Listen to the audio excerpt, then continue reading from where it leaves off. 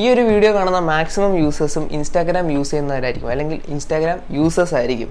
ഇന്നത്തെ വീഡിയോയിലൂടെ നമ്മൾ നോക്കാൻ പോകുന്നത് ഈ ഒരു ഇൻസ്റ്റാഗ്രാം യൂസ് ചെയ്തുകൊണ്ട് നിങ്ങൾക്ക് മാസം ഒരു വരുമാനം അല്ലെങ്കിൽ നിങ്ങൾക്ക് ആഴ്ചയിൽ ഒരു വരുമാനം എങ്ങനെ ഉണ്ടാക്കാൻ സാധിക്കും എന്നുള്ളതാണ്.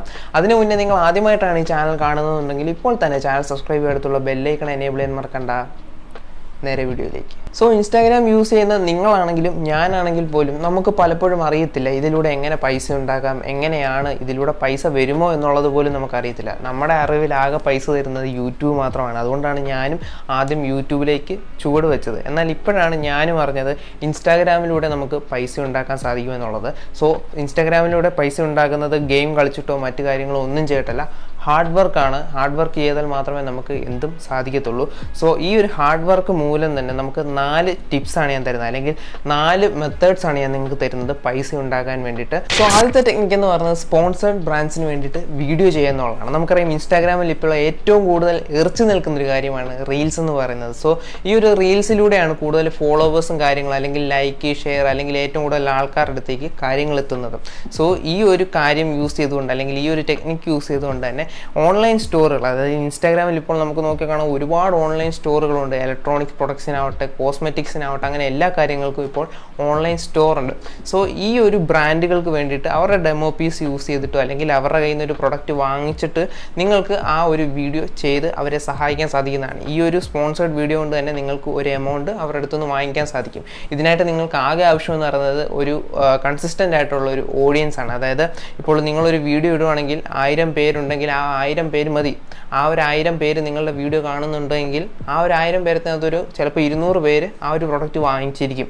സോ ഈ ഒരു ടെക്നിക്ക് യൂസ് ചെയ്തുകൊണ്ട് നിങ്ങൾക്ക് അത്യാവശ്യം നല്ല രീതിയിൽ തന്നെ പൈസ ഉണ്ടാക്കാൻ സാധിക്കും.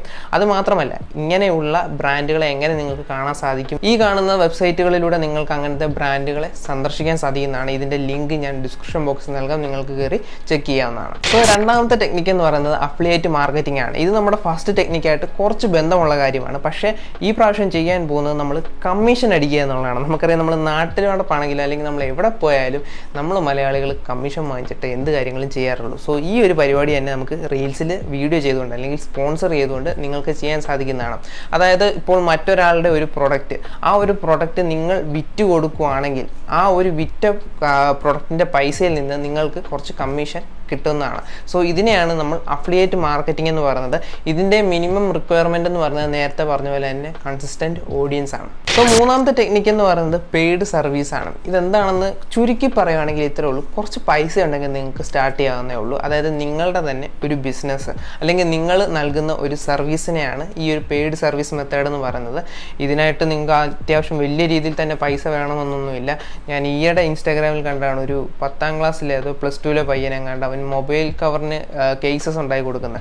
അവൻ്റെ കയ്യിൽ അത്രയും പൈസ ഉണ്ടായിട്ടൊന്നുമല്ല, ചിലപ്പോൾ ഒരു ചെറിയ തുക ഉണ്ടായിരിക്കും. ആ ഒരു തുക വെച്ചിട്ടായിരിക്കും അവൻ കയറിയത്.